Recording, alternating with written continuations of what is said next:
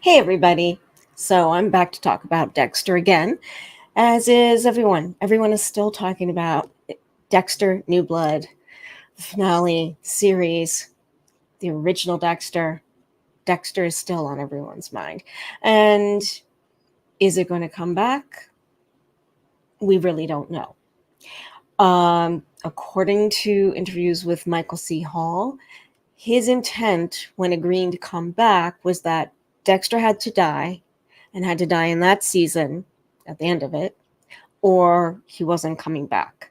Now, that doesn't mean if there was a season two that he wouldn't come back in some other way, shape, or form. But Dexter, as we knew him, had to die, and then, of course, how to engineer that. Should it have had more time for the audience's sake? The audience will say yes. um, Michael C. Hall. Well, I'm not Michael C. Hall. I don't have Michael C. Hall's schedule. I don't have his life. I don't have all the things he's trying to juggle. Only he knows why he said that character must die. Is it because he wanted to play some other kind of character, play that character in a different direction if he chose to? Does he have other things going on?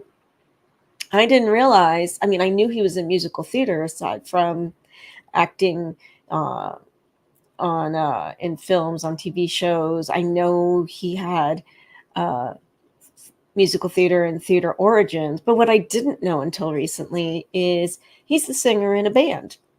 So I'm sure there are pursuits in that direction, and there's but only so much one human being can juggle. In fact, they were just on tour in Europe. So this other interest that, this is not a new thing could be part of it, along with just wanting to be able to do something other than Dexter. Or if it's going to be Dexter, Dexter takes a new direction. So aside from that, there is the reality of when someone is a performer, how do they balance all these things? And he did have some health issues back in the original Dexter. He did have lymphoma. He, thank God, survived it. But imagine having that kind of a health condition, and perhaps does he have to be a bit more mindful of how he manages his time and health? Well, I think that should be for anybody. What are the reasons? Everything is speculation unless you're him. So, uh, so the question could shift to: is this a show that should be on the air aside from how it's being written? Is it being done well or not?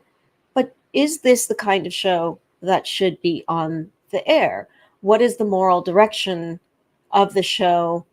The original one, the one we just experienced, anything that could potentially happen in the future? I mean, it is a show that does glorify a serial killer and shows us the serial killer justifying, rationalizing his actions. Is that the kind of show you want on the air? Well, that sounds like no when I say it that way, but it's a little bit more complex than that. Anytime you have a bad guy, it's always good to give them layers. And any bad guy believes that they're doing good.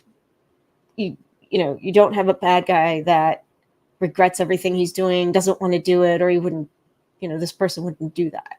So a more interesting character is someone that thinks they're in the right when they're a bad one.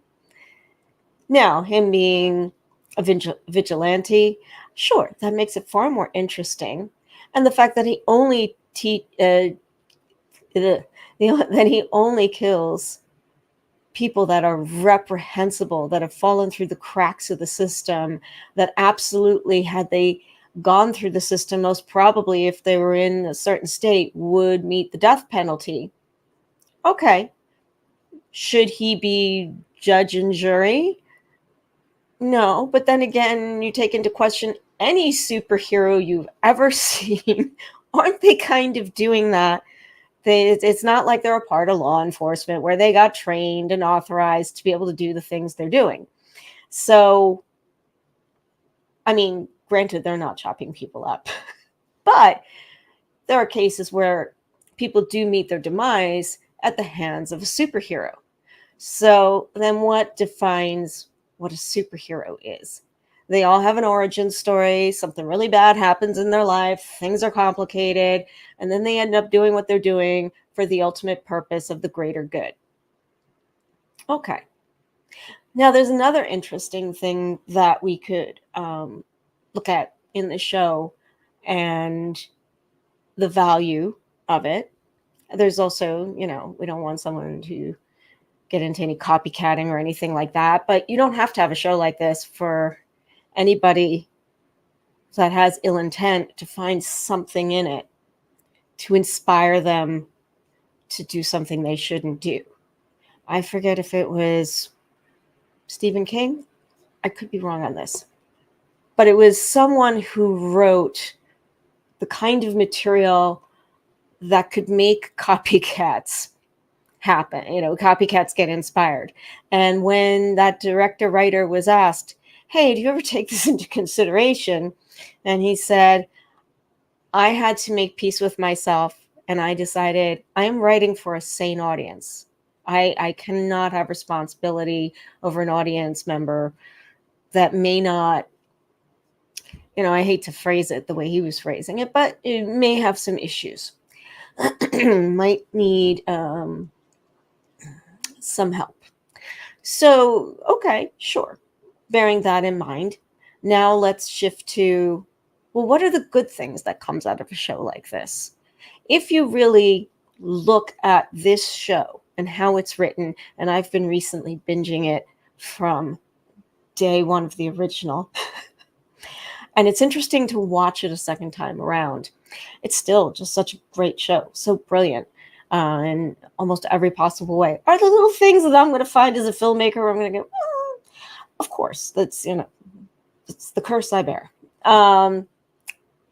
But much better than New Blood, because it had its time to marinate, on all of the different concepts. Now, were some things still a little bit rushed? Sure. In season 1, when they bring his brother into play, I kind of feel like they shouldn't have killed him off in season 1. I personally think he should have gotten away and come back later on, or been in flashbacks or something. That part I had a few issues with. I also was a little bit confused by the choice of the flashbacks of him as a child, that he's alone. For those who don't know, I guess I'm going to spoil it if you don't know, but he was witness to his mother being murdered. And in a lot of the flashbacks, it's just him and his mother and the murderers. And then it turns out there was actually a brother there.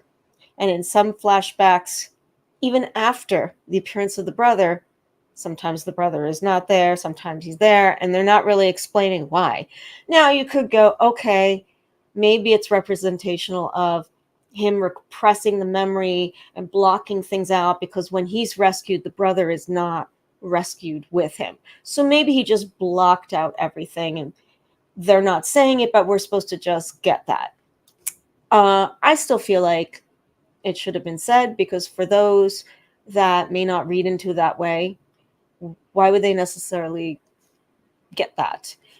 It could definitely come across as just changing things, like New Blood changed the drug of choice that he used to knock out his victims. It was always, what was it, M99 or whatever it was, and now was it fentanyl? Anyway, ketamine, sorry. So audiences don't like when you switch things up. You just suddenly change things and act like the audience isn't going to remember. If you're going to do that, you have to come up with a reason why it's not the same.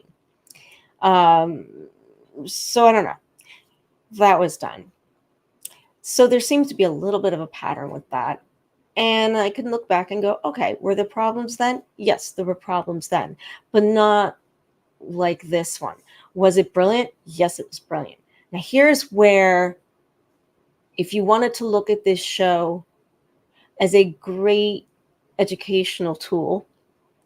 It does bring awareness to sociopathy, psychopathy, that there are people that do have the issue of lack of emotions. Serial killers. Serial killers are not necessarily sociopaths, and sociopaths are not necessarily serial killers, but both can, one person can have both of those.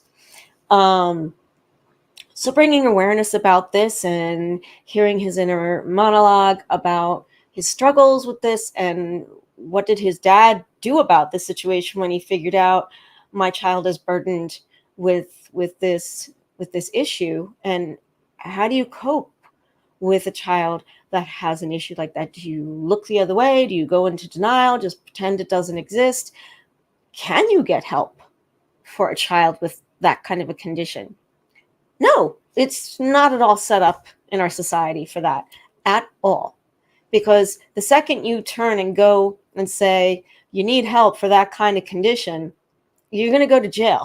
Like, it's just, or no one's going to believe you. And then society suffers as a result. Either way, society suffers and the person suffers. And there is research to show that if children with those kind of issues are dealt with right away, gotten into therapy, they may not go down a road like that.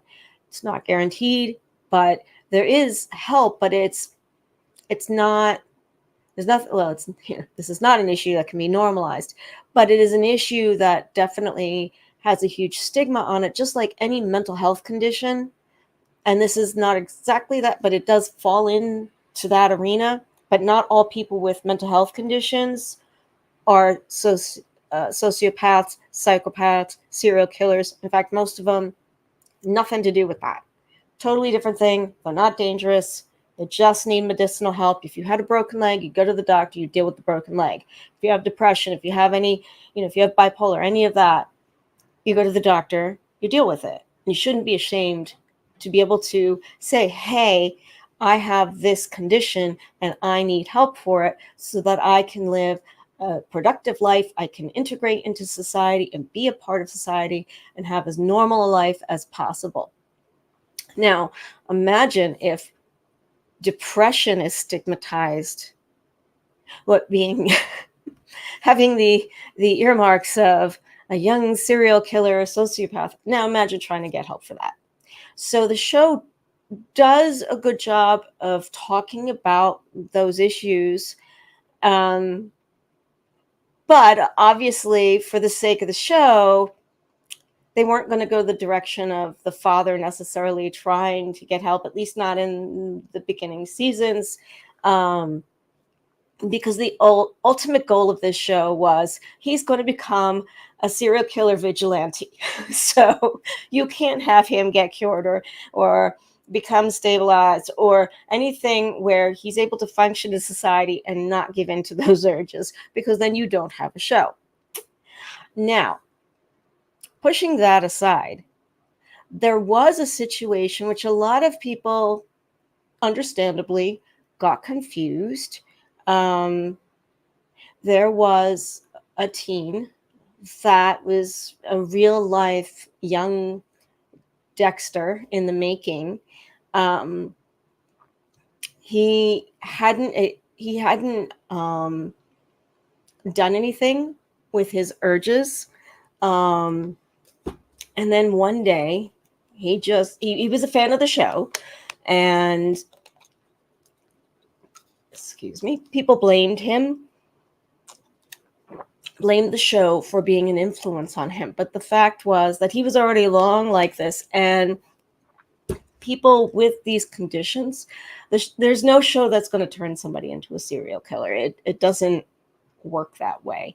You have to have certain traumas that happen in life, a certain personality type, it's so complex that you're not going to watch TV and become a serial killer from that. It just doesn't work that way.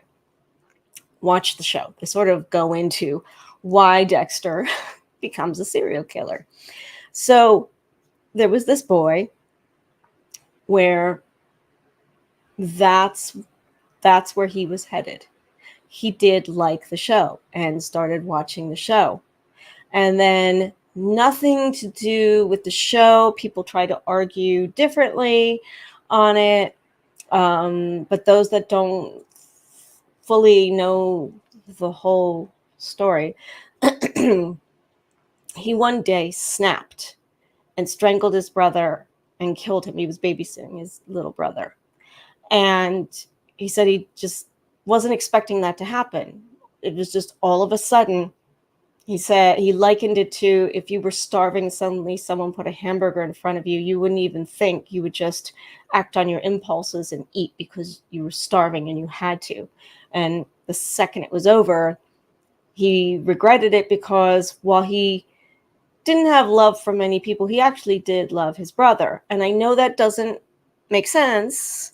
How can you kill someone that you love? But this is not, I hate to use the word normal functioning brain, but he does not think the same as other people would. And so then when an instinct like that comes along, it's, you take a lion and you could try and tame it all you want, but under certain circumstances, it's going to snap and do what lions do. So then he thought he was going to bury the body, but then he was supposed to go over to his girlfriend's because it was the night that they normally watch Dexter. And during the show, there was a part in it where Dexter was talking about his dark passenger and what a monster is and what the code is and who you shouldn't be killing and blah, blah, blah, blah, blah. And this really spoke to this kid who, before this moment, didn't realize that he had a dark passenger. He didn't realize this about himself. He just, this all just sort of happened.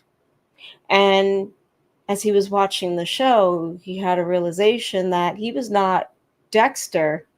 He was one of the people that Dexter would have had on his table. And within that moment, he knew he cannot continue to be in the outside world and that he must go and turn himself into the police. Otherwise, he is going to be killing, many more people. And it's horrible that the little boy was killed. It's horrible that the mother had to basically, in a way, lose 2 children. But in a way, isn't it good that this show was able to speak to someone that otherwise might not be able to hear a moral message? And he turned himself in, and he's in jail. He's still in jail. And think about how many lives were saved by him having that realization. There were definitely those that argued, oh, well, it's because of the show that this kid murdered his brother. If you're dealing with a normal mind, and I really hate using the word normal, but let's just go with that, for lack of better words. These shows are not written for anyone but a rational mind. And for everyone else, they're hoping for the best, that nothing bad comes out of it. But at least in this particular case, something good came out of it, in that this child realized, oh no, I'm supposed to be on Dexter's table, so cannot have this. I need to go turn myself in. So when you talk about should this show be on the air, should shows like this, movies like this exist, who's to say? What are you inspired to write as a writer, as a director, as a creator of art? I don't know. Some people like to write things that make you laugh, that make you cry, that make you fall in love, things that scare you. It's what do you like to write about that's already happening in life? You could turn on the news and hear about the same kind of stuff. So, and is someone being inspired by a fictional piece of art or something that really happened? And yes, that happens too, where there's copycats and people inspired by things that are talked about, and things that have nothing to do with it can just trigger someone. You never know what trigger someone to do good, to do bad. So that becomes the question. Should the show be on the air? Should the show have been on the air? Should the show continue to, should it come back? If it's going to come back, what kind of character is Harrison going to be if that's how it comes back? That we're following Harrison and his dark passenger? Or is he trying to stop people? Like, he never goes that direction. I mean, obviously he started to. I mean, there's so many directions they could take it. But the question becomes, what is the greater good that they are trying to do with the show? It was very clear with Dexter that it was about the code and what's the right or wrong of taking a life, you know. And it's just the same thing that's applied to a superhero, to a story about officers of the law, soldiers, people that are put in charge of protecting others, and sometimes taking life enters the picture. And do they have the right to take a life? And who gives them their certificate saying, you now have permission to do this? Is it the person themselves? Is there an organization? Who deems it? Is it, or is it simply the audience that wants to watch a show that has this kind of example on it? And because an audience wants that, we've actually given out the permission for a character like that to exist. Who am I to say? But it is something that needs to be considered when they're writing, if it comes about. If Dexter New Blood has a second season, that is a question they need to ask themselves, is what is the moral direction of this show? From moment one of the original Dexter, that code was there.